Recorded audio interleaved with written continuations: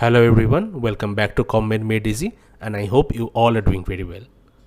Before we begin, let me remind my dear students that the contents of this channel are only to supplement your knowledge, not to replace the regular online and offline classes in your institution. So please attend your classes and do not miss them. Also, if you like our contents, please subscribe to our YouTube channel, like the videos and share these videos with your friends, with your batchmates, with your juniors. Also, if you are a teacher, then with your students. Please follow our Facebook page and the link will be given in the description. So today's topic of discussion is basic measurements in epidemiology. And we shall talk about different units of measurement, measurement of mortality and measurement of morbidity. We already discussed about different uses of epidemiology in our previous class. So we already know epidemiologists, they are always interested to know the magnitude of the health problem in a community. So that means they want to directly or indirectly quantify the disease burden in a community. Also to assess the trend of a disease over time, which means whether the number of cases of a particular disease are increasing or decreasing over time, that can also be assessed. And also to compare the health status of two or more different communities or districts or states. So we can always compare the status of health of people living in two different villages or two different districts or states like that. Let us begin with an example. 20% of village A and 10% of village B were affected by diarrhea in the month of May 2021. So this is an information that is provided, and it says that in village A there were 20% suffering from diarrhea and in village B there were 10% suffering from diarrhea. So apparently it looks like that since the number of cases in village A is 20 and the number of cases in village B is 10, so the caseload of village A is 2 times the caseload of village B, right? Now we got another information which is very important and which will actually change the interpretation of the information. It says the population of village A is 2000 and the population of village B is 10,000. So what happens here? Now we can find out the caseload of individual village. So caseload of village A is 20 because there were 20 cases out of 2000 people. That means there were 2000 people living in village A. So there is 10 case per 1000 population. So you divide both numerator and denominator by 2, you will get 10 per 1000 population. Caseload of village B is 10 and there were 1000 people living in village B. So the caseload is 10 case per 1000 population. So there is no difference in caseload, though apparently it looks like, because in the previous slide we saw it apparently looks like the caseload in village B was 2 times the caseload of village B. But here we see in both cases, when we consider the total population in the individual villages, then the caseload is 10 cases per 1000 population for both the villages. So that makes the caseload equal in both the villages. So knowing only the frequency does not help. So whether the number of cases is 20 or 10, it does not matter. We need to talk about the denominator as well. And if we use the denominator, it will be more meaningful to compare the different health problem in two different communities or any other kind of indicators. So different units of measurement that we are going to discuss are ratio, proportion and rate. Here we are dividing x by y. So this is the line of division, above which lies the numerator and below which lies the denominator. So here x is the numerator and y is the denominator. Now starting with ratio, it is basically comparison of two values when they are independent or mutually exclusive of each other. In this case, numerator is not a part of denominator, often expressed as x by y or x is to y. So I will give an example. Suppose in a class there are 100 students, 40 of them are girls and 60 of them are boys. So girl to boy ratio in that class is 40:60, so that is 4:6, or you can say 2:3, same thing. Suppose there is one village where the number of population is 1000 there is a health center where 2 doctors are employed. So they come to this health center and they attend the people of this village who have any kind of problem. Now, since these doctors, they are not part of the population of the village, so they are mutually exclusive, of course, and this ratio, doctor population ratio, is 2:1000. That means these 2 doctors are serving a population of 100 people. So this is ratio where numerator is not a part of denominator and they are mutually exclusive. Next is proportion. Here numerator is a part of denominator.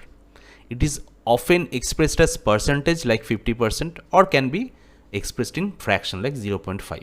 Both are same thing. If the numerator is x, denominator is x plus y. So you can see in the denominator also contains the value x. So numerator is a part of denominator. And the proportion is expressed as x divided by x plus y. It can be multiplied with 100 to expressed in percentage. This is an example. In skin OPD, number of patients attended on 24th June 2021 was 60. So on this particular date, 60 patients attended the skin OPD, out of which 48 were female. So out of the 60 patients, 48 were female. So male were about 60 minus 48, that is 12. The proportion of female patients is number of female patients divided by total number of patients attending OPD on that particular day. So we can see number of female patients is 48. It is given. Total number of female patient is 60. It is also mentioned. So this is 48 by 60, which is 0.8 or 80%, same thing. So this is the proportion of female patient attending skin OPD. If we had to calculate the ratio, then it would have been, say, female is to male ratio would be 48 is to 12, that is 4:1. Now coming to rate. In epidemiology, rate is a measure of frequency with which an event occurs in a defined population over a specified period of time. So we have to look at 3 things here. First is, it is a measure of frequency. Frequency of what? Any event. So how frequently any event is occurring in a given community, it is measured by rate. Also there is mention of defined population. So which population we are measuring these rates for, that has to be specified, and specific period of time. To calculate rate, we need numerator, denominator, multiplier and time specification. Numerator can be occurrence of any event like cases, deaths, pregnancies. Denominator can be population at risk, meteor population. We shall discuss denominator in a few minutes. Multipliers can be 100, 1000, 1 lakh. So depending on which rate we are measuring, we may have to use the multiplier like 100, 1000 or 1 lakh. And mention of time as in months, years, decades, etc. So rate and proportion are more or less same, because even in rate the numerator is a part of denominator, but the rate is basically a proportion with an added relationship with time.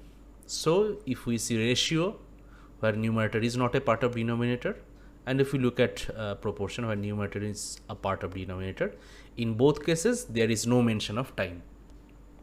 But when numerator is a part of denominator as well as a time factor is considered, it becomes a rate.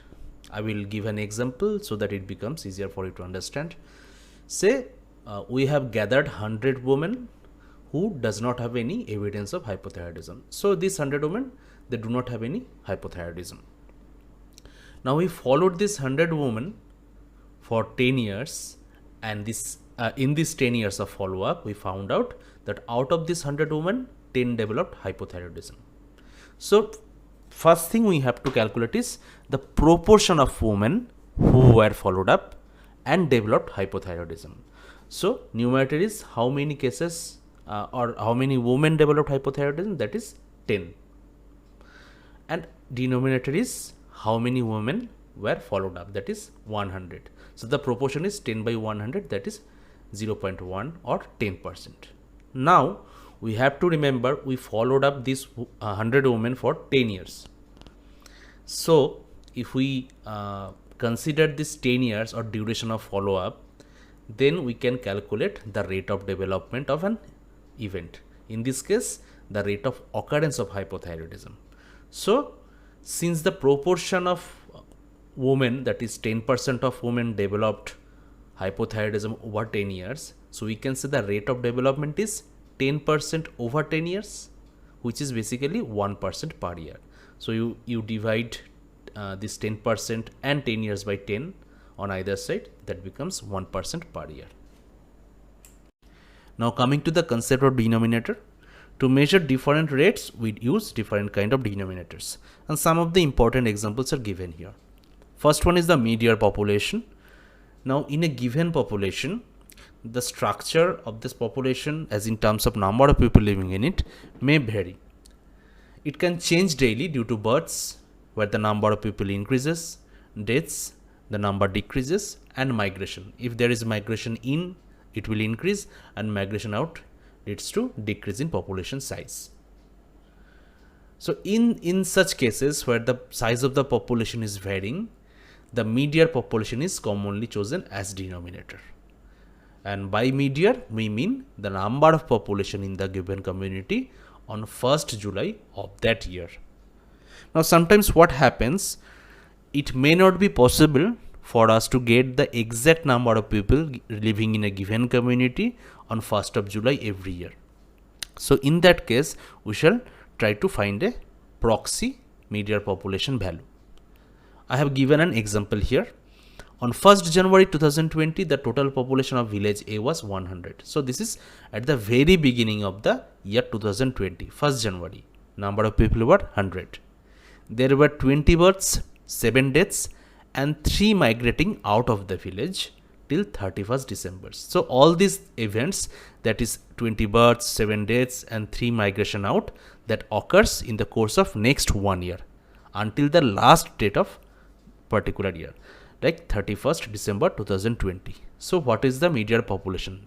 So as you can see from this all this information provided here, there is no mention of the number of people in that village on 1st of July. So that means we have to calculate it indirectly. So on 1st July, that is the very first day of the year, total population was 100. There were 20 births, 7 deaths, and 3 migrating out of the village in next 365 days, that is in 1 year. So the total population on the last day of the year was 100, which is a basic, rather the baseline population of that village, plus 20 because 20 births were there, minus 7 because 7 deaths were there, and since 3 migrating out of the village, so minus 3. So in this next year, or rather next 365 days, the change in the population is 20 minus 7 minus 3, that is plus 10. So 10 people were added to this population at the end of the year. So that becomes 110 people at the end of the year in the given village A. So mid-year population is basically the average of the people at the beginning of the year and at the end of the year, that is 100 plus 110 divided by 2, that is 210 by 2 or 105. So this is an estimation of mid-year population for that village. Next is population at risk. It focuses on individual at risk of disease rather than all individuals, because all individuals in a given community may not be equally at risk to develop the disease. Sometimes it may be necessary to exclude people because they are not at risk. For example, suppose in a hostel there are 100 students, 50 of them consume a food which is contaminated. So we want to know, out of these 50 students who consume the contaminated food, how many of them develop food poisoning. Now in this calculation, we can exclude those students, those 50 students who did not consume the contaminated food. So that means since they did not consume the contaminated food, they are not at risk of developing food poisoning. So there is no point including them into the calculation. Similarly, this is another example. In a village, we want to find out the occurrence of measles among children. Now, ideally the denominator should be all children, but we want to find out who are the children who are at risk. So we can exclude those children who already had the disease. Means if you already know that a child who has developed measles, he will have lifelong immunity against measles. That means he will not have measles for the second time in his life. So that means once developed measles, a child is not at risk to develop measles anymore. Same thing is with vaccine. So if a child has received both the doses of measles vaccine, it is very likely that he will not have the disease in future. So that is why these two type of children, number one who already had the disease, number two already received both doses of measles vaccine, should be excluded from the denominator, because these two kind of children are not at risk to develop measles. So this is population at risk. Next is percent time.